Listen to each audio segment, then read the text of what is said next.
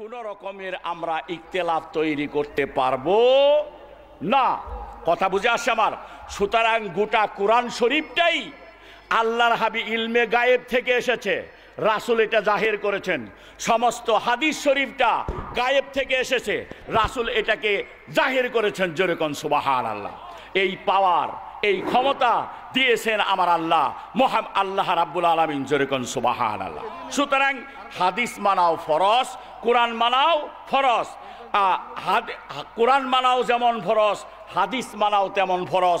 হাদিস কোরআন আসছে যেখান থেকে, হাদিস আসছে সেখান থেকে।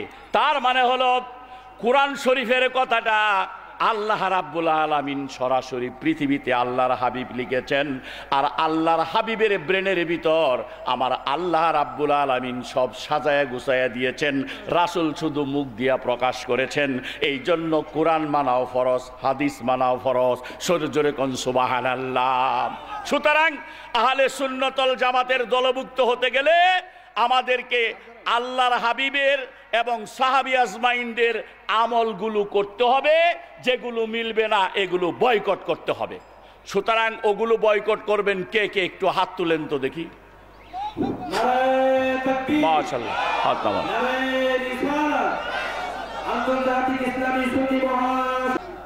আমি আমার বক্তব্য এখানে শেষ করলাম। ও আখিরু দাওয়ানা আনিল হামদুলিল্লাহি রাব্বিল আলামিন। আসসালামু আলাইকুম ওয়া রাহমাতুল্লাহি ওয়া বারাকাতুহু। একবার মহব্বতের সাথে বলি আলহামদুলিল্লাহ। আমাদের আজকের মাহফিলের সম্মানিত সভাপতি, রংপুর ঐতিহ্যবাহী ঐতিহাসিক বারকাতিয়া খানকা শরীফের সম্মানিত গদ্দি নসীর হুজুর কেবলা, রাহনুমায়ে শরিয়ত তরিকাত হযরত আল্লামা আলহাজ শাহ আহমদ সঈদ আহমদী মাদ্দাজিল্লাহুল আলী পীর সাহেব হুজুর কেবলা, বরকতিয়া খানকা শরীফ, আলমনগর, রংপুর। আজকের মাহফিলের সম্মানিত সভাপতি মহোদয় তিনি আসন গ্রহণ করেছেন। আরো আমাদের মাঝে উপস্থিত হয়েছেন সিলেট থেকে আগত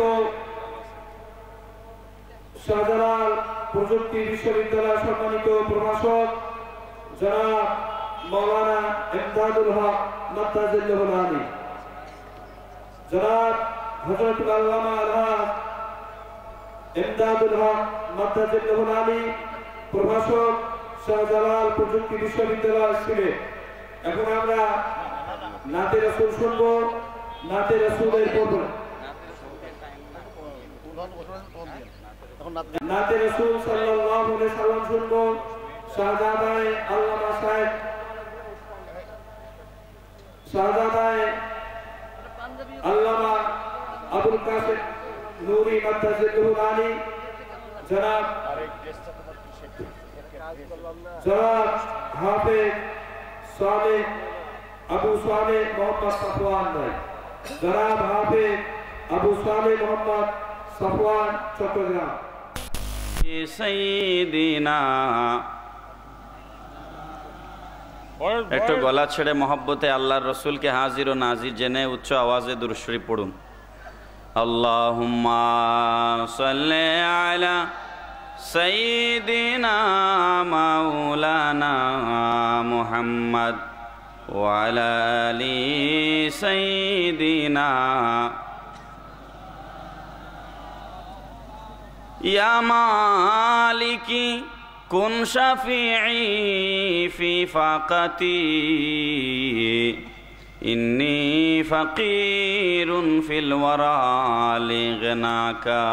আল্লাহুম্মা সাল্লি আলা সাইয়্যিদিনা মাওলানা মুহাম্মদ ওয়া আলা আলি সাইয়্যিদিনা মাওলানা বালাগাল উলা বিকামালিহি কাশাফাদ দুজা বিজামালিহি হাসনাত জামিউ খিসালিহি সাল্লু আলাইহি ওয়া আলিহি মাওলায়া সাল্লি ওয়া সাল্লিম ওয়া বারিক আলাইহি।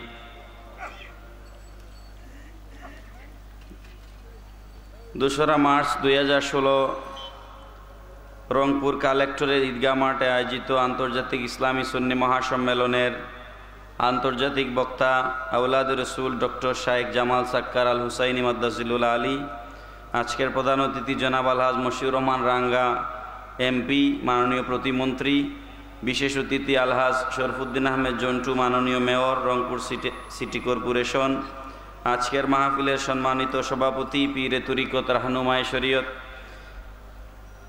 আহলে সুন্নাহ ওয়া মাশায়েখে তরিকত কমিটি রংপুরের সম্মানিত সভাপতি, বরকতিয়া রংপুর খানকা শরীফের সম্মানিত গদিনিশিন পীর সাহেব কেবলা মাদ্দাজিল্লাহুল আলী, আজকে সম্মানিত আলোচক বৃন্দ হযরত আল্লামা কাশেম নুরি সাহেব, আল্লামা ডক্টর সৈয়দ এরশাদ আহমদ বুখারী সাহেব, আল্লামা মুফতি আবুল খায়ের রেজভী সাহেব সহ মঞ্চে উপস্থিত সম্মানিত উলামায়ে কেরাম, বুজুর্গানে দিন, আমার মুরব্বী বাবারা, স্কুল কলেজ মাদ্রাসা ইউনিভার্সিটির ছাত্র ভাইয়েরা, রংপুরের বিভিন্ন অঞ্চল থেকে আগত আশিকে রসুলগণ, আল্লাহ রাব্বুল আলামিন আমাদেরকে এখানে আসার তৌফিক দান করেছেন। আমি সুদূর সিলেট থেকে এবং আপনারা বিভিন্ন অঞ্চল থেকে এখানে এসেছেন, আল্লাহ তৌফিক দিয়েছেন। উচ্চ আওয়াজে সকলে পড়ে আলহামদুলিল্লাহ, আর একটু মহব্বতে পড়ি আলহামদুলিল্লাহ। আপনারা জানেন এখানে আজকে এটা আন্তর্জাতিক ইসলামী সুন্নি মহাসম্মেলন। এখানে বাহিরের মেহমানবৃন্দ আছেন, দেশের গুরুত্বপূর্ণ বিশিষ্ট আলেমে দিনগণ আছেন। এখানে লম্বা চড়া বক্তব্য দেওয়ার সুযোগ নেই এবং এখানে আমরা বয়ান করতেও আসি নাই। আমরা এসেছি এই বৃহত্তর রংপুর এই বিভাগীয় শহরে একটা আন্তর্জাতিক ইসলামী সুন্নি মহাসম্মেলন হয়, সেটা আমরা দেখার জন্য, আমরা অবলোকন করার জন্য এবং বাহিরের মেহমানদের বক্তব্য শোনার জন্য আমরা এখানে এসেছি। সুতরাং আমি সময়ের প্রতি অত্যন্ত কঠোরভাবে লক্ষ্য রেখে, দৃষ্টি রেখে অত্যন্ত সংক্ষেপে দু একটি কথা আমি আপনাদের সামনে বলবো। আমার পরে নির্দিষ্ট আলোচকবৃন্দ যারা আছেন তারা আপনাদের সামনে বয়ান পেশ করবেন। আমি অনুরোধ করব আপনারা যারা দাঁড়িয়ে আছেন মাহফিলে প্যান্ডেলের ভিতরে বসে যান। মহতারাম হাজিরিন, আমি আমার আলোচনা কোনো ভূমিকা ছাড়াই মূল কথায় যাচ্ছি। আমাদের প্রথম পরিচয় হচ্ছে আমরা মুসলমান, ঠিক না বেঠিক? আমাদের আরেকটা পরিচয় আছে, আমরা হচ্ছি সুন্নি মুসলমান। কি মুসলমান? একটা আওয়াজ দিয়ে বলুন, কি মুসলমান? কেন সুন্নি মুসলমান বলছি, তার কারণ কি? লম্বা ছড়া ব্যাখ্যা বিশ্লেষণে যাওয়ার আমার হাতে সময় নাই। আল্লাহর হাবিব নূরে মুজাসসাম সরকারে দু আলম হুজুরপুর নূর সাল্লাল্লাহু তাআলা ইসলাম ইরশাদ ফরমাচ্ছেন, উলামায়ে কেরাম মঞ্চে আছেন, ডানে বামে আছেন। কোরআনুল কারীমে আল্লাহ রাব্বুল আলামিন 3 ধরনের মানুষের বয়ান দিয়েছেন, 3টা সূরা আলাদাভাবে নাজিল করেছেন। একটা সূরা আছে সূরাতুল মুমিনুন, এই সূরাতে মুমিনদের বৈশিষ্ট্য আল্লাহ রাব্বুল আলামিন বর্ণনা দিয়েছেন। আর একটা সূরা আছে সূরাতুল কাফিরুন, এই সূরার ভিতরে আল্লাহ রাব্বুল আলামিন কাফেরদের বয়ান আল্লাহ দিয়েছেন। আর একটা সূরা আছে সূরাতুল মুনাফিকুন, এই সূরার ভিতরে আল্লাহ রাব্বুল আলামিন মুনাফিকদের বয়ান দিয়েছেন, ঠিক না বেঠিক? 3 ধরনের সূরা কোরআন শরীফে আসেনি? আওয়াজ দেন, আছে কি নাই? সূরাতুল মুমিনুনে মুমিনদের বয়ান, সূরাতুল কাফিরুনে কাফেরদের বয়ান, সূরাতুল মুনাফিকুনে মুনাফিকদের বয়ান। এখন আমরা যদি মুসলমান হই তাহলে আমাদের ইমানি দায়িত্ব হচ্ছে মুমিনদেরকে মুমিন জানতে হবে এবং মুমিন বলতে হবে, কাফেরদেরকে কাফের জানতে হবে এবং কাফের বলতে হবে, মুনাফিকদেরকে মুনাফিক জানতে হবে এবং মুনাফিক বলতে হবে। আমি এই কথা কেন বলছি? আমরা বর্তমান এমন এক সময়ে আছি, মুনাফিকদেরকে মুনাফিক বলা যায় না। মুনাফিকদেরকে মুনাফিক বললে আর চোখে আমাদের দিকে তাকায়, ঠিক না বেঠিক? আমাদের সমাজে মুনাফিক আছে না নাই? আওয়াজ দিয়ে বলুন, আছে কি নাই? আমার বাবারা, আমি কথাগুলো যেই কারণে বলছি, লম্বা ছড়া ব্যাখ্যা বিশ্লেষণ দেওয়ার সুযোগ আমার হাতে নাই। আল্লাহর পেয়ারা নবী ইরশাদ ফরমাচ্ছেন, সহিহ হাদিস, এই হাদিসের যে কতগুলো রেফারেন্স আছে, আমার পাশে বরকতিয়া খানকা শরীফের পীর সাহেব কেবলা বসা, উনাদের সামনে আমাদের বক্তব্য দেওয়ার দুঃসাহস, দলিল দিয়ে বক্তব্য দেওয়ার দুঃসাহস আমাদের নাই। উনাদের সামনে ইবারত পড়ার যোগ্যতাও আমাদের নাই, কিন্তু বসেছি হিসাবে শুধু ইশারা করছি আপনাদেরকে। আল্লাহ নবী ইরশাদ ফরমাচ্ছেন, এটা তিরমিজি শরীফে 2852 নম্বর হাদিস। আল্লাহ নবী ইরশাদ ফরমাচ্ছেন, ওয়া ইন্না বানি ইসরাঈলা তাফাররাকাত আলা সিনতাইনি সাবঈনা ওয়া মিল্লা, বনি ইসরাঈলীরা 72 দলে বিভক্ত হয়েছিল। ওয়া তাফতারিকু উম্মতি আলা 73 মিল্লা। একটু দুরূদ শরীফ পড়ুন, আল্লাহুম্মা সাল্লি মাওলায়া সাল্লি ওয়া সাল্লিম ওয়া বারিক আলাইহি। আমি সংক্ষেপে বলার জন্য, কি মাইকের আওয়াজ আসেনি? আমি সংক্ষেপে বলার জন্য অন্যদিকে যাচ্ছি না। আল্লাহর নবী বলেছেন বনি ইসরাইলিরা 72 দলে বিভক্ত হবে। কত দল? একটু কথা বলেন, কত দল? ওয়া তাফতারিকু উম্মতি আলা 73 মিল্লাহ, আমার উম্মতেরা 73 দলে বিভক্ত হবে। কত দল? কুল্লুহুম ফিন নার ইল্লা মিল্লাতাম ওয়াহিদা, এক দল ছাড়া বাকি 72 দল জাহান্নামে যাবে। সাহাবায়ে কেরাম আরজ করলেন, কালু মান হিয়া ইয়া রাসূলুল্লাহ সাল্লাল্লাহু আলাইহি ওয়াসাল্লাম, বুদ্ধিমান সাহাবীরা বাতিলপন্থী 72 দলের পরিচয় তারা জানতে চান না। সাহাবায়ে কেরাম প্রশ্ন করেন, ইয়া রাসূলুল্লাহ সাল্লাল্লাহু আলাইহি ওয়াসাল্লাম, বেহেশতে যাবে ওই দলটার নাম কি? পড়ুন সুবহানাল্লাহ। আল্লাহর নবী জবাব দেন, কালা মা আনা আলাইহি ওয়া আসহাবি, আমার দল, আমার অনুসরণকারী আর আমার সাহাবায়ে কেরামের অনুসরণকারী দল হচ্ছে বেহেশতি দল। চিৎকার দিয়ে বলুন সুবহানাল্লাহ। আমার দল মানে আহলে সুন্নাহ, আমার দল মানে কি? আহলে সুন্নাহ। আর সাহাবায়ে কেরামের দল মানে ওয়াল জামা। সাহাবায়ে কেরামের দল মানে কি? একটা আওয়াজ দেন, সাহাবায়ে কেরামের দল মানে কি? তো আমার দল আর আমার সাহাবীদের দল, আমার দল মানে আহলে সুন্নাহ, ওয়াল জামা মানে সাহাবায়ে কেরামের দল, ওয়া আসহাবি, দুইটা মিলে হলো আহলে সুন্নাত ওয়াল জামাত। আজকের মাহফিল আয়োজন করেছে আহলে সুন্নাত মাশায়েখ কমিটি, ঠিক না বেটি? তাহলে আহলে সুন্নাত ওয়াল জামাত বেহেশতি দল, জান্নাতি দল, এটা হাদিস শরীফে আমরা পাইলাম কি পাইলাম না?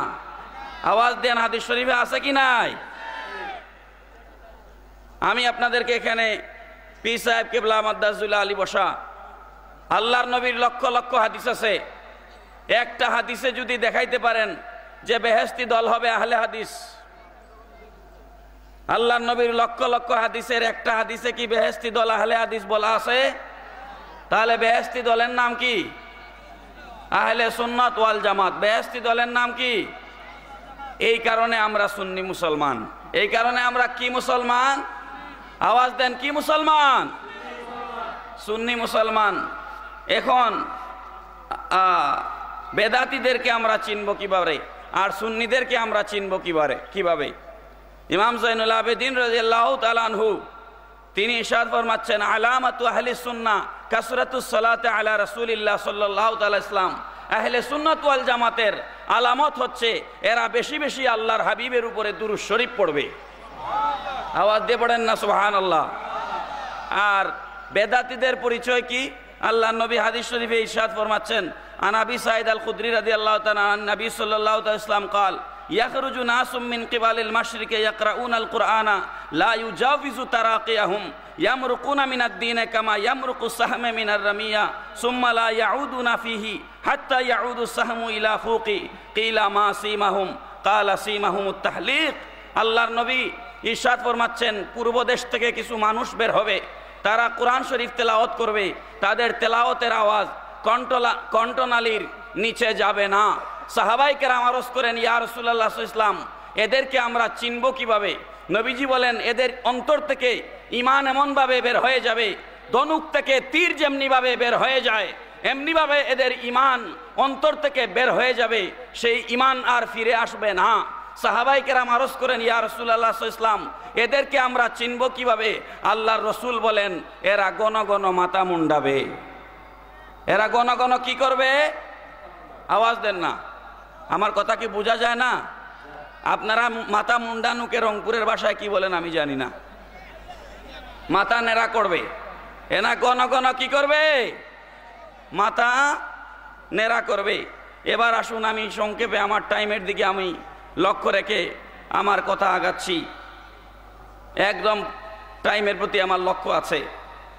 আহলে সুন্নাত ওয়াল জামাত আমরা দাবি করলাম, আমরা সুন্নি, ঠিক না বেঠিক?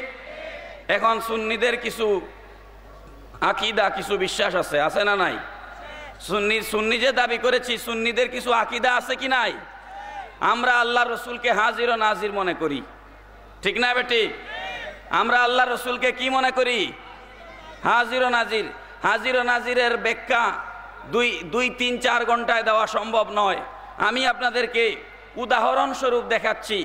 আমি সিলেট থেকে এসেছি, কিতাব আমি সিলেট থেকে বহন করে রংপুর নিয়ে আসা আমার পক্ষে সম্ভব নয়। বরকুতিয়া খানকা শরীফের কিতাব মওজুদ আছে না নাই? তারপরও ছোটোখাটো এক দুইটা কিতাব আমি যেগুলা হাতে করে আনা যায় আমি এনেছি।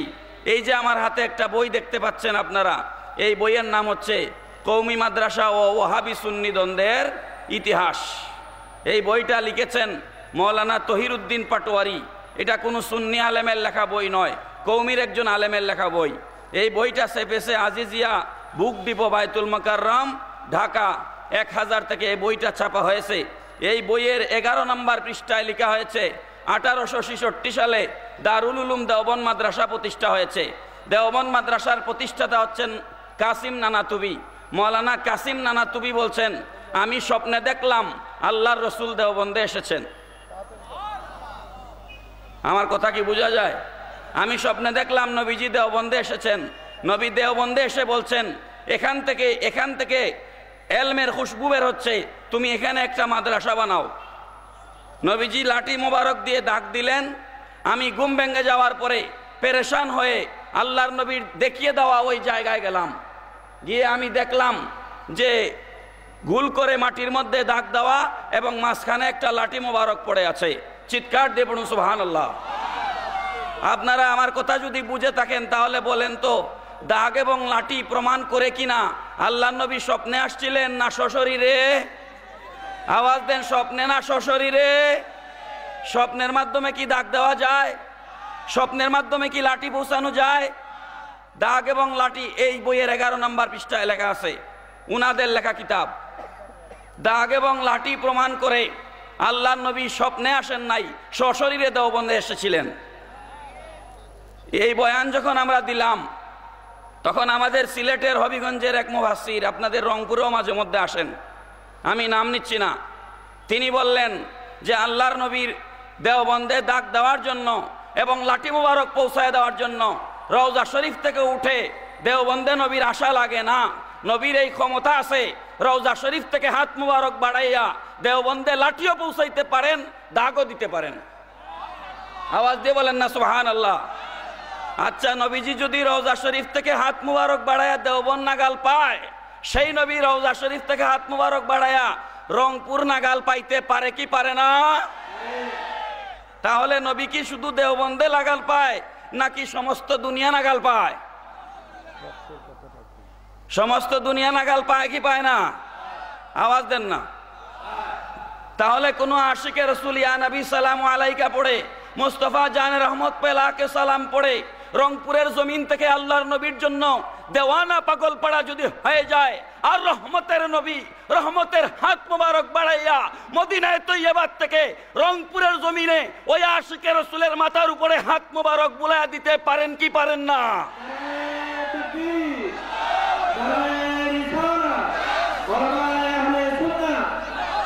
আমার হাতে সময় নাই, সময় থাকলে এগুলা ব্যাখ্যা বিশ্লেষণ বিশদভাবে দেওয়া যেত। আপনারা এখন তো মোবাইল বের হয়েছে, আজ থেকে 20-30 বছর আগে ফ্যাক্স বের হয়েছে, ঠিক না ঠিক? ফ্যাক্সের মাধ্যমে আমরা কি করি, এক জায়গার কাগজ আর এক জায়গায় পাঠাই। রংপুর থেকে একটা পাসপোর্টের কপি আপনি আমেরিকায় পাঠাবেন, ফ্যাক্সের দোকানে গিয়ে পাসপোর্টটাকে ফ্যাক্স মেশিনে বসাইছেন, বসানোর সাথে সাথে 10 মিনিট 20 মিনিট 30 মিনিট লাগে নাই, মুহূর্তের মধ্যে ফ্যাক্স মেশিনে টিপ দেওয়ার সাথে সাথে আমেরিকায় কাগজ পৌঁছে গেছে কিনা? আওয়াজ দেন না, পৌঁছে গেছে কিনা? আপনার পাসপোর্ট আপনার হাতে আছে না নাই? কিন্তু আরেকটা কপি আমেরিকায় চলে গেছে নাকি যায় নাই? তো এটা ফ্যাক্স বানাইছে কে? খ্রিস্টানেরা বানাইছে, খ্রিস্টানেরা। তো কাফেরদের নূরের ঠেলা, কাফেরদের নূরের ধাক্কা সামলাও। এরা মুহূর্তের মধ্যে পৃথিবীর এক প্রান্ত থেকে আরেক প্রান্তে যদি কাগজের কপি পৌঁছায় দিতে পারে, আমার আল্লাহ সুবহানাহু ওয়া তাআলা রহমতের নবীকে রওজা শরীফে বসায়া রেখে হাজারো কোটি বডি বানাইয়া আল্লাহর নবীকে সমস্ত মুমিনদের ঘরে হাজির করে দেওয়ার ক্ষমতা আল্লাহর আছে না নাই?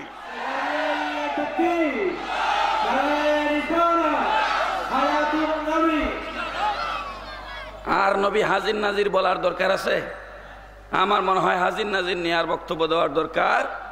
মোবাইলে ভিডিও কল করা যায়নি, ভিডিও কলে রংপুর থেকে বসে আপনি আমেরিকায় কথা বলছেন, লন্ডনে কথা বলছেন, আপনার ছবি আমেরিকার থেকে বসে দেখছে, আর আমেরিকার ছবি আপনি বাংলাদেশে বসে দেখছেন। ঠিক না বেঠিক বলেন? মোবাইল কে বানাইছে? আল্লাহ না আমরা? আমাদের জ্ঞান কতটুকুন? আল্লাহ কোরআনে বলেছেন, উতীতুম মিনাল ইলমি ইল্লা কালিলা। অতি সামান্য জ্ঞান আমি আল্লাহ তোমাদেরকে দান করেছি। এই সামান্য জ্ঞান দিয়ে আমরা মোবাইল বানায়া মুহূর্তের মধ্যে এখানকার ছবি আমেরিকায় যায়, আমেরিকায় বসে দেখা যায়, আমেরিকার ছবি বাংলাদেশে বসে দেখা যায়। এটা যদি মানুষের পক্ষে সম্ভব হয়, আজকের এই রংপুরের ইসলামী আন্তর্জাতিক ইসলামী সুন্নি মহাসম্মেলনের এই ছবি আল্লাহ রব্বুল আলামিন তার হাবিবের চক্ষু মোবারকের সামনে তুলে ধরতে পারেন কি পারেন না? এখানে কয়টা নবীর গুলাম বসেছে? রওজা শরীফে বসে আল্লাহর নবীর দেখার ক্ষমতা আছে না নাই? আওয়াজ দিয়ে বলে আছে না নাই? নবী হাজির নাজির হওয়ার জন্য আসিয়া উপস্থিত হওয়া লাগে না, রওজা শরীফ থেকে আল্লাহর নবী সমগ্র পৃথিবীর জন্য হাজির ও নাজির। ঠিক না বে ঠিক? আমার হাতে খুব সময় নাই। আমাদের দেশে আহলে হাদিস নামে একটা গোষ্ঠী বের হয়েছে। ঠিক না বে ঠিক? এগুলা আহলে হাদিস নয়, এগুলা আহলে খবিস। এগুলা কি? এগুলা আহলে হাদিস নয়, এরা আহলে খবিস। যে সমস্ত কথাবার্তা বলে লা ইলাহা ইল্লাল্লাহ মুহাম্মদুর রাসূলুল্লাহ এক লাইনে লেখলে শিরিক হবে। আপনারা ইউটিউবে ভিডিও দেখে নিয়েন, বলে লা ইলাহা ইল্লাল্লাহ থাকবে উপরে, মুহাম্মদুর রাসূলুল্লাহ থাকবে নিচে। বলে মসজিদের এক পাশে আল্লাহু আর এক পাশে মুহাম্মদ লিখলে শিরিক হবে। আরে কোরআন শরীফে আল্লাহ বলেছেন, ওয়া মিনান নাসি মান ইয়াকুলু আমান্না বিল্লাহি ওয়া বিল ইয়াউমিল আখির ওয়া মা হুম বিমুমিনিন। মানুষের মাঝে কিছু মানুষ আছে যারা বলে ঈমান আনলাম আল্লাহর উপরে, ঈমান আনলাম আখিরাতের উপরে। আমার আল্লাহ বলেন, ফতোয়া দিচ্ছেন, ওয়া মা হুম বিমুমিনিন, এরা মুমিন নয়। কারণ আল্লাহর উপরে ঈমান আনলে মুমিন হয় না, আখিরাতের উপরে ঈমান আনলে মুমিন হয় না। রসুল ঈমান, ঈমানের মূল। আল্লাহর রসুলের উপরে ঈমান না আনা পর্যন্ত আল্লাহর উপরে ঈমান আনা হয়। কথা কি বোঝা যাচ্ছে? প্রমাণ দেয় একটা। আমেরিকার ডলার, এই রংপুর সোনালী ব্যাংকে কালকে যাবেন, 80 টাকা দিলে আপনাকে একটা ডলার দিবে। আমার পকেটে ডলার মজুদ আছে, আমি এটা সাথে নিয়ে ঘুরি। 80 টাকা দিলে আপনাকে এই ডলারটা দিবে, 1 ডলার। 1 ডলার সমান 78 টাকা 79 টাকা। আপনি 80 টাকা দিলে একটা ডলার পাবেন। আমেরিকার ভাষা ইংরেজি, আমেরিকার সরকার খ্রিস্টান, আমেরিকার সংখ্যাগরিষ্ঠ মানুষ খ্রিস্টান। ঠিক না ঠিক? তারা ডলারের উপরে ইংরেজিতে লিখেছে, ইন গড উই ট্রাস্ট। তারা আল্লাহকে ইংরেজিতে গড বলে। কি বলে? গড। তারা লিখেছে, ইন গড উই ট্রাস্ট, আমরা আল্লাহ বিশ্বাস করি। আমি আপনাদের কাছে জানতে চাই, আমেরিকার ডলারের উপরে লেখা আমরা আল্লাহ বিশ্বাস করি, এই কথা বলার পরে কি আমেরিকার জনগণ মুসলমান হয়ে গেছে? কথা বলেন, মুসলমান হয়েছে? কেন হইল না? তারা যে বলল আমরা আল্লাহ বিশ্বাস করি, তার মানে বোঝা গেল আল্লাহ মানার নাম ঈমান নয়, রিসালতের উপরে ঈমান আনার নাম আসল ঈমান। যারা আল্লাহর কথা বলে, শিরকের কথা বলে, মানুষকে রসুল থেকে দূরে সরায় রাখতে চায়, এরা মুসলমান নয়, এরা বেঈমান, মুনাফিক, এরা দুকাবাজ। ঠিক না বেঠিক? আমার কথা শেষ করব 2টা উদাহরণ দিয়ে।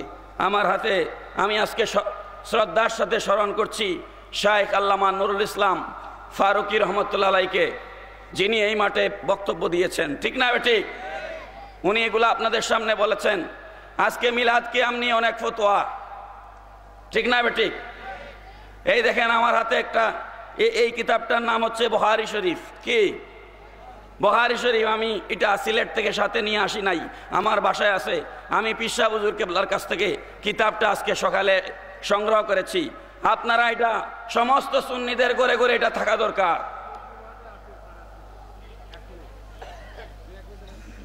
সমস্ত সুন্নিদের ঘরে ঘরে এই কিতাবটা থাকা দরকার। বুখারী শরীফ 5ম খণ্ড, হামিদিয়া লাইব্রেরি, 65 চক সার্কুলার রোড, ঢাকা। এই বইয়ের 36 থেকে 38 পৃষ্ঠা, 36 থেকে 38 পৃষ্ঠা আপনারা পড়বেন। 5ম খণ্ড বুখারী শরীফ। এটা অনুবাদ করেছেন শাইখুল হাদিস আজিজুল হক সাহেব, যিনি সমগ্র বাংলাদেশের কওমি মাদ্রাসার বড় বড় আলেমদের উস্তাদ। তিনি এই বইয়ের মধ্যে লিখেছেন, কাদ জাকুম মিনাল্লাহি নূরুম ওয়া কিতাবুম মুবিন, আসিয়া গিয়াছে আল্লাহর তরফ হইতে তোমাদের নিকট এক মহান নূর এবং সুস্পষ্ট কিতাব।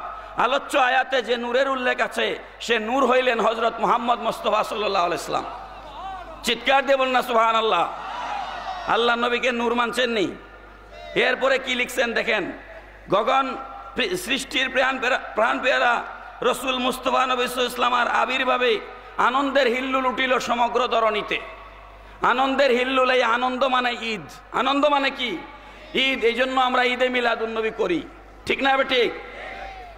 সুতরাং তাহার শুভাগমনের সঙ্গে নূর বা আলোর বিকাশ।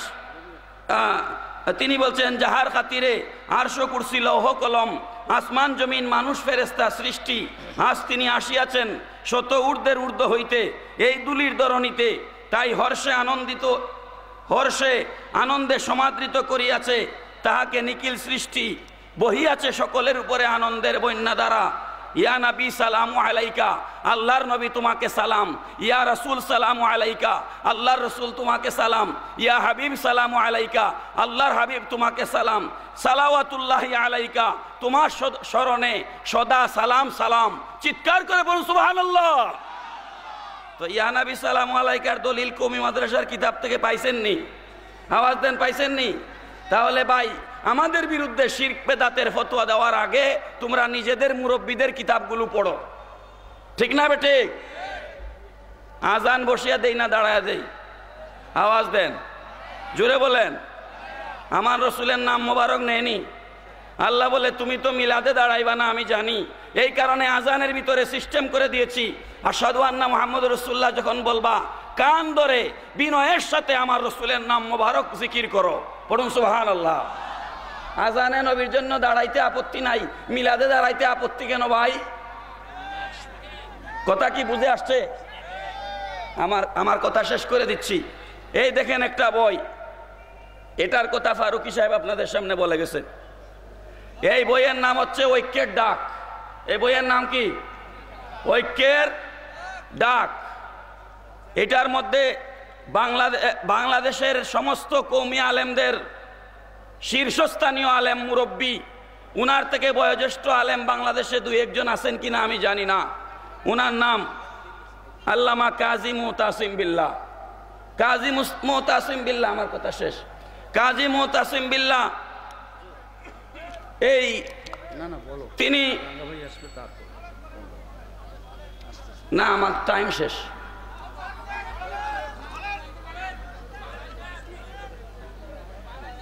কাজী মুতাসিম বিল্লাহ উনি একটা চিঠি লিখেছেন বাংলাদেশের কওমি আলেম ওলামাদের কাছে। চিঠি লিখে তিনি বলেছেন, আমার এটা পড়তে গেলে 1 ঘন্টা লাগবে, পড়ার আমার টাইম নাই। এই বই অধ্যক্ষ আল্লামা জলিল রহমতুল্লাহ আলাইহি, যিনি গৌসুল আজম মসজিদের খতিব ছিলেন শাহজাহানপুর, সেই মসজিদে শুক্রবার দিন গেলে এই বই আপনারা কিনতে পাবেন। ঐক্যের ডাক। কাজী মুতাসিম বিল্লাহ সাহেব একটা চিঠি লিখেছেন কওমির আলেমদের কাছে। চিঠির মধ্যে তিনি লিখেছেন, দারুল উলুম দেওবন্দের শীর্ষস্থানীয় আলেমরা মিলাদ শরীফের বিরোধিতা কোনোদিন করেন নাই, বরঞ্চ হাজী এমদাদুল্লাহ মুহাজিরে মক্কি, তারপরে শামসুল হক ফরিদপুরি, এই সমস্ত শীর্ষস্থানীয় উলামায়ে কেরাম মিলাদের পক্ষে ছিলেন, ঠিক না? ঠিক। সুতরাং আজকাল আমরা দেখতে পাচ্ছি মিলাদ ও কিয়ামকে শিরিক বেদাত নাজায়েজ ফতোয়া দেওয়া হচ্ছে, এগুলো বাড়াবাড়ি হচ্ছে। যার ইচ্ছা মিলাদ পড়বে, যার ইচ্ছা পড়বে না, যার ইচ্ছা কিয়াম করবে, যার ইচ্ছা করবে না। এগুলো নিয়ে বাড়াবাড়ি না করার জন্য ঐক্যের আহ্বান নামে তিনি একটা চিঠি পাঠাইছেন। সেই চিঠিতে বাংলাদেশের শীর্ষস্থানীয় 31 জন আলেম সিগনেচার দিয়েছে। কারা এরা? মাসিক মদিনার সম্পাদক মৌলানা মহিউদ্দিন খান, তারপরে মৌলানা মুফতি ওয়াক্কাস, যিনি সাবেক ধর্ম প্রতিমন্ত্রী ছিলেন, তারপরে মৌলানা আহমদুল্লাহ আশরাফ, মৌলানা মুফতি মাহমুদুল হাসান, যিনি ঢাকা যাত্রাবাড়ি মাদ্রাসার মুহতামিম, তারপরে মৌলানা উবাইদুর রহমান খান নদভী, মৌলানা সালমান মনসুরপুরি। এইভাবে 31 জন আলেম সিগনেচার দিয়ে বলেছেন মিলাদ ও কিয়ামকে নাজায়েজ বলা যাবে না। যার ইচ্ছা সে কিয়াম করবে, যার ইচ্ছা সে কিয়াম করবে না। চিৎকার দিয়ে পড়ুন না সুবহানাল্লাহ। আসেনি আমাদের হাতে দলিল, জোরে বলেন আছে কি নাই? আছে। আমার কথা, আমি একটা কথা বলে আমার কথা শেষ করবো ভাইজান, 1 মিনিট নিব।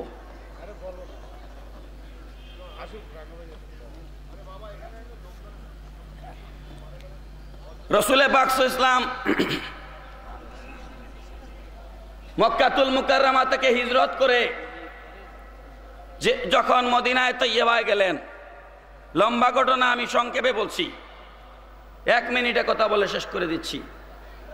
ইসলামের ক্ষতি কাফেরদের চাইতে মুনাফিকদের দ্বারা বেশি হয়, ঠিক না বেটি? কারণ মুনাফিক চিনা যায় না, গড়ের ইঁদুরে বান কাটে, ঠিক না বেটি? কাফেরদেরকে চিনা যায় কিন্তু মুনাফিক চেনা যায় না। এই জন্য আমি এই কথাটা আপনাদেরকে বলছি সতর্ক হওয়ার জন্য। আল্লাহ নবী মক্কা থেকে হিজরত করে মদিনায় তৈয়বায় গেলেন, সর্বপ্রথম একটা মসজিদ বানাইলেন, মসজিদে কুবা। কি মসজিদ বানাইলেন? মসজিদে কুবা। সেই মসজিদের পাশে মুনাফিকদের অন্যতম সর্দার আবু আমের রাহেব আরেকটা মসজিদ বানাইল। সেই মসজিদের নাম মসজিদে জিরার। কোরআনে আছে না নাই? সূরা তওবা আয়াত নাম্বার 107, আয়াত নাম্বার 108 খুলে দেখবেন। বিস্তারিত বলার এখন সময় নাই। কুয়া, একটা ইন্দিরা কুয়া, একটা কুয়া, কূপের উপরে তারা মসজিদটা বানাইলো। কুয়ার উপরে তারা একটা চাটাই দিয়ে ঢাকনা দিয়ে রাখলো। তাদের উদ্দেশ্য হচ্ছে আল্লাহর নবীকে মসজিদের মধ্যে এনে তারা মেরে ফেলবে। পড়ুন নাউজুবিল্লাহি মিন যালিক। নারে তাকবীর, নারে তাকবীর, নারে রিসালাত, নারে রিসালাত। প্রধান অতিথির আগমন, প্রধান অতিথির আগমন, প্রধান অতিথির আগমন। নারে তাকবীর, নারে রিসালাত। প্রধান অতিথির আগমন, প্রধান অতিথির আগমন। নারে তাকবীর, নারে রিসালাত। আহলে সুন্নাত ওয়াল জামাত, আহলে সুন্নাত ওয়াল জামাত। প্রধান অতিথির আগমন, প্রধান অতিথির আগমন। নারে তাকবীর, নারে রিসালাত। ওলামায়ে আহলে সুন্নাত। সবাই উচ্চ আওয়াজে বলুন আলহামদুলিল্লাহ। জোরে বলেন না, জোরে বলেন। আমরা আজকে এলজিআরডি প্রতিমন্ত্রী, মাননীয় এমপি, আপনাদের এলাকার গৌরব, সারা বাংলাদেশের গৌরব, জনাব আলহাজ মুশফিকুর রহমান রাঙ্গা এমপি, মাননীয় প্রতিমন্ত্রী, এলজিআরডি মন্ত্রণালয়, প্রধান অতিথির আসন গ্রহণ করেছেন। মাহফিলের পক্ষ থেকে আমি মোবারকবাদ জানাচ্ছি এবং সভাপতি মহোদয়ের অনুমতি নিয়ে আমি 1 মিনিটে আমার অসম্পূর্ণ কথাটা শেষ করে আমি আমার কথা শেষ করব। ওরা কি করলো? একটা মসজিদ বানালো আল্লাহ নবীকে মেরে ফেলার জন্য, মসজিদে কুবার পাশে। আল্লাহ রসুল, তা আল্লাহ রসুলের কাছে মুনাফিকেরা আসলো, এসে বললো, ইয়া রাসূলুল্লাহ সাল্লাল্লাহু আলাইহি ওয়াসাল্লাম, আমরা একটা মসজিদ বানিয়েছি, আপনি গিয়ে আমাদের মসজিদটা উদ্বোধন করে দিবেন। আল্লাহ রসুল বললেন, আমি তোমাদেরকে পরে জানাবো, পরে জানাবো। এর অর্থ মাঝখানে এখানে কিছু আছে, ঠিক না বেটি? মা ইয়ান্তিকু আনিল হাওয়া ইন হুয়া ইল্লা ওয়াহয়ুন ইউহা। আমার রসুল মন থেকে কোনো কিছু বলেন না যতক্ষণ পর্যন্ত আল্লাহ রাব্বুল আলামিন ওহী না নাজিল করেন। সুবহানাল্লাহ পড়ুন। ওহী আসলো। কি ওহী আসলো? আল্লাহ রাব্বুল আলামিন আল্লাহর হাবিবকে জানিয়ে দিলেন, ওয়াল্লাযীনা ইত্তাখিযু মাসজিদান দিরারাম ওয়া কুফরা।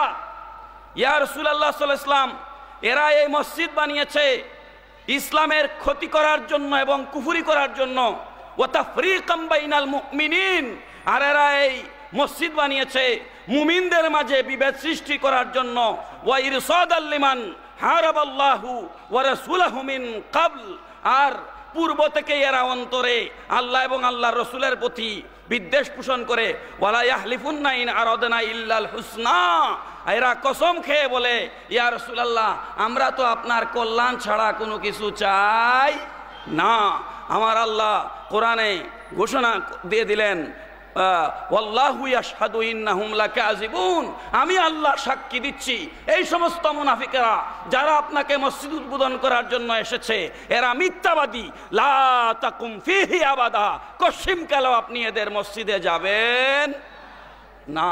চিৎকার দিয়ে বলুন সুবহানাল্লাহ, জোরে বলুন না সুবহানাল্লাহ। তাহলে মুমিন আর মুনাফিক চেনার দরকার আছে না নাই? আওয়াজ দেন, চেনার দরকার আছে কি নাই? আল্লাহ রাব্বুল আলামিন আমাদেরকে মুমিন আর মুনাফিক পার্থক্য করার এবং আমাদের অন্তরে ইশকে মুস্তাফা আল্লাহ ঢেলে দিক। আল্লাহ আমাদেরকে আল্লাহর হাবিবকে ভালোবাসার তৌফিক দিন। সবাই বলুন আল্লাহুম্মা আমিন। ওয়া আখিরু দাওয়ানা আনিল হামদুলিল্লাহি রাব্বিল আলামিন। কর্তৃপক্ষের প্রতি বিশেষভাবে কৃতজ্ঞতা জানিয়ে দীর্ঘ সময় আমাকে কথা বলার সুযোগ দেওয়ার জন্য আমি দোয়া চেয়ে আমার বক্তব্য এখানে শেষ করছি। আসসালামু আলাইকুম ওয়া রাহমাতুল্লাহি ওয়া বারাকাতুহু। বিসমিল্লাহির রহমানির রহিম। নাহমাদুহু নুসাল্লি আলা রাসূলিল কারীম। আজকের এই মাহফিলের সম্মানিত সভাপতি, মঞ্চে উপবিষ্ট বিশেষ অতিথি ওলামায়ে কেরামগণ, আমার সামনে উপস্থিত ইসলাম প্রিয় ভাইরা, পর্দার আড়ালে মা বোনেরা, আসসালামু আলাইকুম ওয়া রাহমাতুল্লাহি ওয়া বারাকাতুহু। আপনারা এবং আমরা আল্লাহর রহমতে আজকে খুব সৌভাগ্যবান। কেন সৌভাগ্যবান? যে আজকে আমাদের মাঝে যিনি আসবেন তিনি আওলাদে রসুল। তা আমরা ওনাকে সেভাবে স্বাগত জানাইতে পারি নাই রংপুরে, তারপরেও আজকে দেখি জনগণও খুব বেশি নাই। তার মানে তারা খেলা দেখতেছে আজকে, পাকিস্তান আর বাংলাদেশের খেলা। তখন কোনটা ভালো এইটা আমি জানি না, আপনারাই জানেন। আমি ওলামা একরাম নই, আমি একজন রাজনীতি করা ছোট মানুষ। জাতির পিতা কন্যা, বঙ্গবন্ধু কন্যা, তিনি আমাকে একটা দায়িত্ব দিয়েছেন। জেলা স্কুলের মাঠে তিনি রংপুরের দায়িত্ব নিয়েছিলেন। সে দায়িত্বটা তিনি আমাকে দিয়েছেন যে এটা রংপুরের কাজগুলো আমি যেন একটু করতে পারি।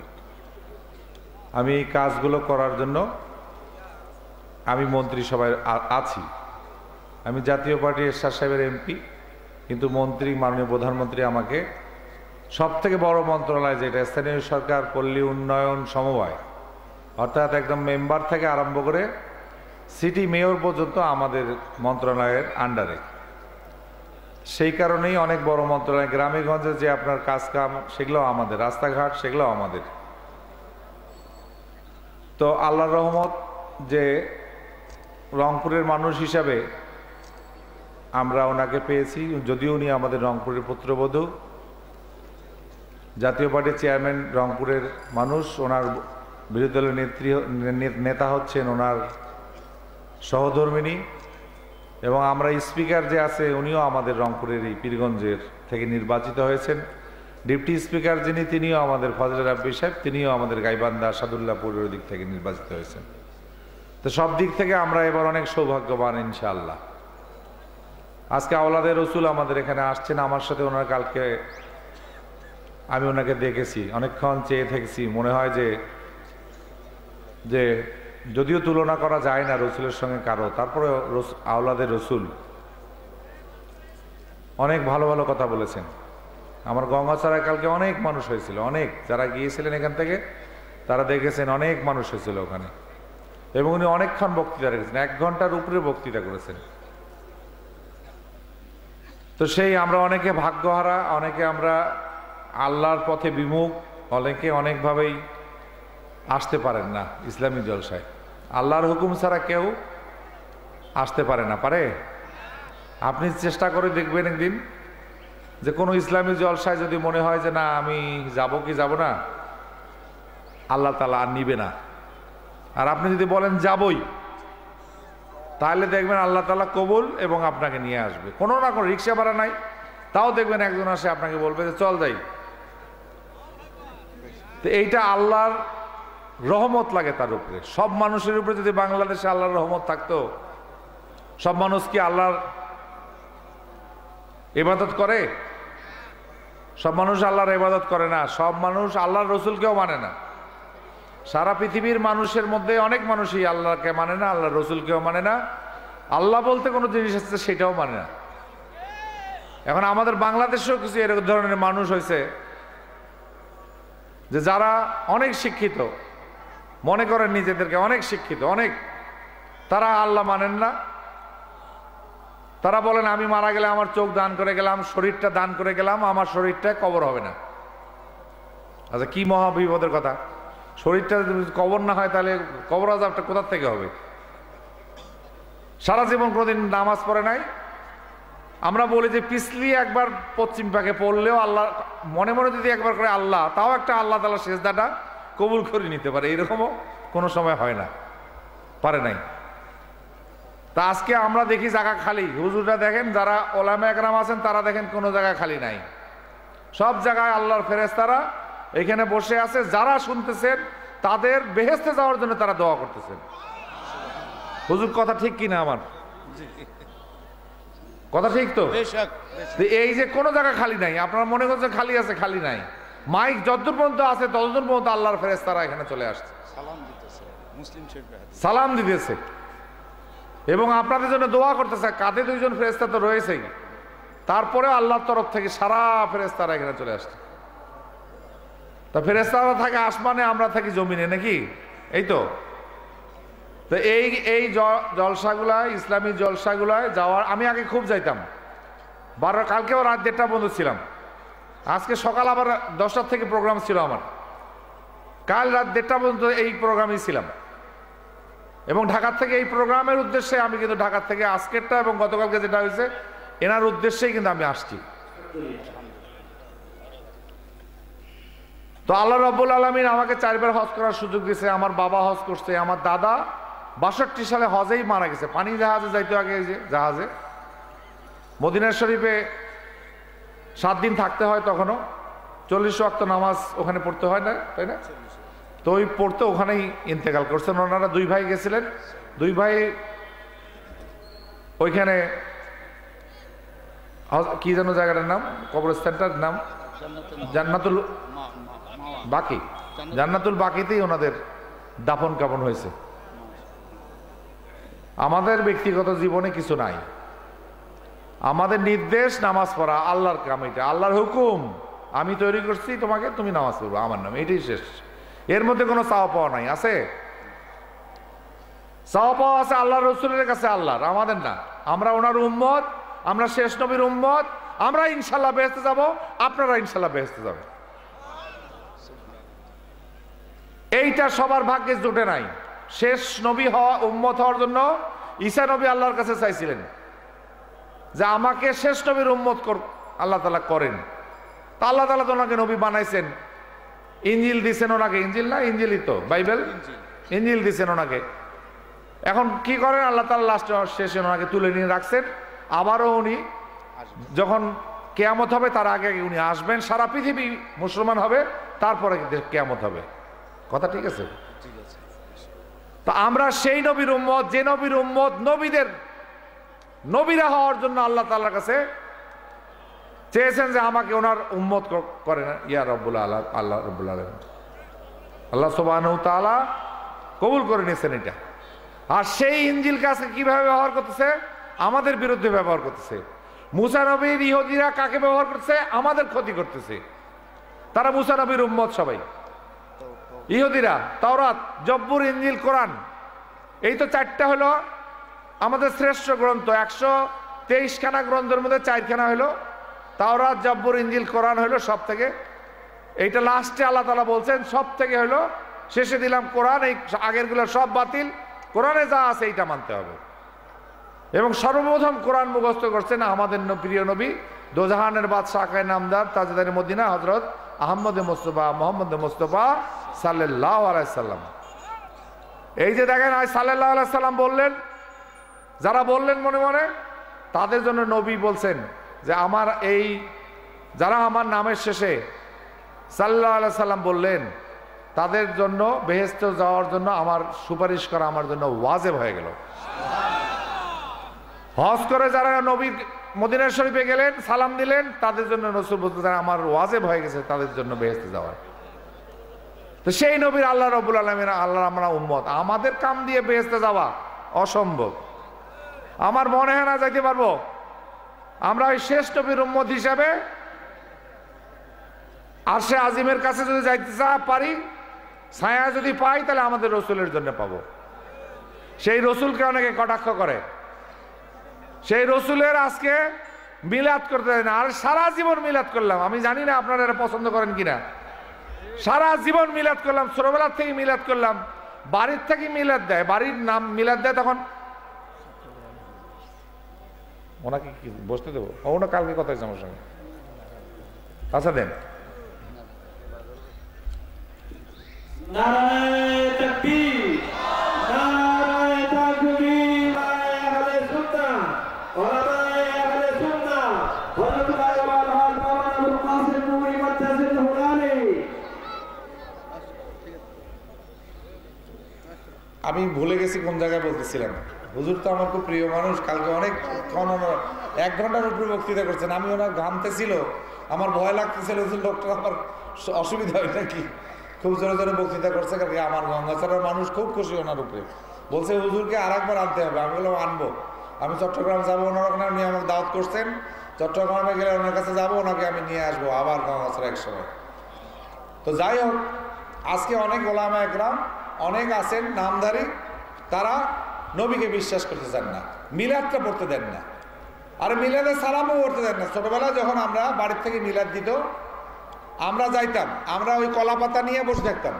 বাড়িরই মিলাদ, কিন্তু ইচ্ছা করলে বাড়িতে ক্ষীরটা খাবার পারি, কিন্তু তা না, মিলাদের পরে খাইলে যেন ওইটা আরো আরো আরো যেন বৃষ্টিটা বেশি হয়।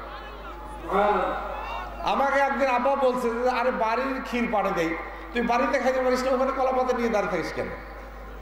তা আমি কই যে কি জানি, সবাই দাঁড়িয়ে থাকে, আমিও দাঁড়িয়ে থাকি, সবাই যেমন নেয় ফকিরের মতো, আমিও ফকিরের মতো একটু নেই।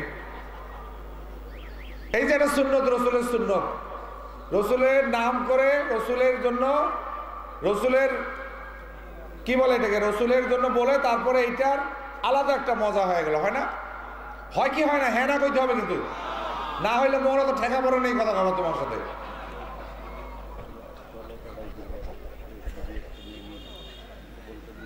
তো এই যে সেই নবীকে যদি কেউ কারোর সামনে কিছু বলে, এইটা কি হয়েছে ভাই আবার ঠিক করে দেন তো, বারে বারে গন্ডগোল করে।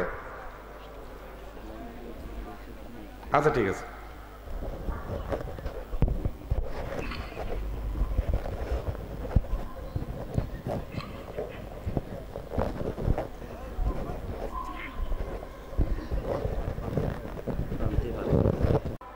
বিরাট বড় হুজুর, বিরাট আলেম, কোরআন শরীফ তারপরে হাদিস সব মুখস্থ, চেহারাটা দেখবেন বিদঘুটা। কারণটা হলো রসুল সম্বন্ধে আজে বাজে কথাবার্তা বলে, মিলাদ করার জন্য আজে বাজে কথা বলে। তাদের চেহারায় বলে দেয় যে এই লোকটা রসুলের লোক নয়, বোঝা যায়। নুরানি চেহারা বলি না আমরা, নুরানি চেহারা বলি না? তো যারা আগের ওলামা একরামদের দেখছেন, তাদের দেখতেন অনেক সুন্দর দেখতে, তারা অনেক সুন্দর দেখতে তারা। কারণটা হলো আল্লাহর নবীর কথা বলেন ওনারা, আল্লাহর কথা বলেন ওনারা, এই কারণে ওনাদের চেহারা সুন্দর। ওনাদের বক্তব্যে মানুষ পাগল হয়ে যায়, জান ছাড়ে দেয়, চিৎকার দেয়। যখন বলে কিছু যে, তখন চিৎকার দেয় মানুষ, চিৎকার দিয়ে কান দিকে চিৎকার দেয়, কান দুই চোখ দিয়ে ঝরঝর করে পানি পড়ে। আর কিছু আলেমা আউলিয়া আছে, যাদের আউলিয়া আছে, যাদের কথায় মানুষের এটা করে না। আজকে এই দেশটা আমাদের, এক সময় আমাদের হয়তো 500 বছর আগে, 600 বছর আগে আমরা মুসলমান ছিলাম না। রাসূল করিম সাল্লাল্লাহু আলাইহি সাল্লামের বিদায় হজের সময় উনি বলছেন যে যেদিকে আছেন ওলামা সাহাবারা, আইয়ারা, তাবেইন যারা আছেন, তারা যেদিকে আছেন ওনার সেদিকে চলে যাওয়ার জন্য। অনেকে চট্টগ্রাম দিয়ে বাংলাদেশে আসছে। তখন তো নদীপথ ছাড়া বুদ্ধি নাই, প্লেন নাই, প্লেন ছিল, নদীপথ দিয়ে আসছে, নৌকা দিয়ে আসছে, 7 সমুদ্র 13 নদী পার হয়ে আসছে। সৌভাগ্যক্রমে আমার একজনের কথা এরকম মনে আছে, আমি তার কথা একটু বলি।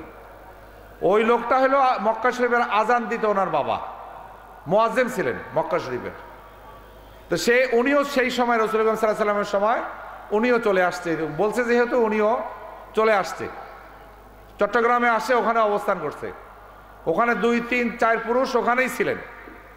তারপরে কেমন করে ওর ছেলে এক সময় কাগজ পাইছে, ও চট্টগ্রামের ভাষা শিখছে, আরবি সেরকম বলতে পারে না, চট্টগ্রামের ভাষা শিখছে, কিন্তু সে আবার মানে পড়াশোনা করছে।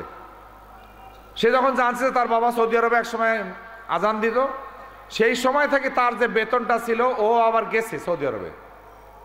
যাওয়ার পরে বাদশার কাছে বা মক্কা শরীফে যারা তাদেরকে বলছে যে আমি ওনার সন্তান, তখন নাম দেখছে, নাম বাইর করছে, বলছে হ্যাঁ উনি তো ছিলেন, উনি এখানে আজান এক সময় দিতেন। তখন ওনাকে আবার নিচে, এবং ওই লোকটার আজান যে এখন আজান শোনেন, সেই লোকটা এই লোকটাই আজান দেয়, এই চট্টগ্রামের লোকটা আজান দেয়। আমি তার সঙ্গে এক প্লেটে খাইছি, গোল প্লেটে, বড় প্লেটে আমাকে দাওয়াত করছিল একদিন। আমি তখন এমপি হিসাবে গেছিলাম, আমি ওমরা করতে গেছিলাম। সেই ওমরার সময় আমাকে শোনার পরে উনি বলছে যে বাংলাদেশ থেকে আসছে, কে আসছে, আমি ওনার সাথে একবার মানে দেখা করতে চাই। তাই আমি বললাম কয় কি, আমি কে দেখা করবো, আমি যাবো ওনার সাথে দেখা করতে, পাগল নাকি, আমি যাব? তো বলছে না, উনি একটু দাওয়াত করছে আপনাকে, আপনি ওই সময়টা আসেন।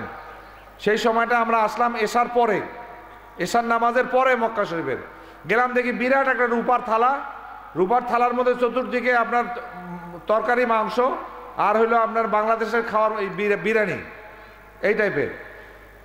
আর এইটা নাকি রান্না হয়, আমাকে উনি যেটা বললো, উনি তো চট্টগ্রামের ভাষা বলে, মানে চট্টগ্রামের আর বাংলা ভাষার মধ্যে একটু